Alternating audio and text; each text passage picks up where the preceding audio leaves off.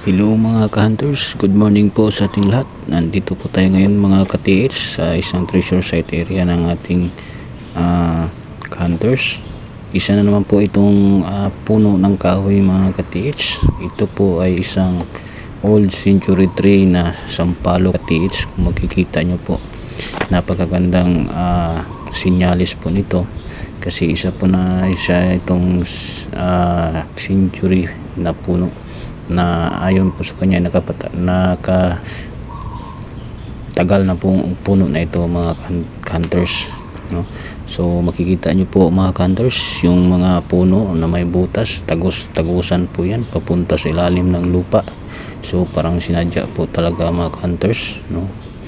Yung sinadya talaga ang pagkagawa, yung sinasabi nila na bonsai na puno, no? Sinasadya po talaga. So sa detection po niyan mga ka-TH, may dalawang klase po tayong kagamitan dyan na ginamit at positive po. So hanggang dito lang po mga ka-hunters. Magandang buhay po sa ating lahat. God bless you all. Advance Merry Christmas.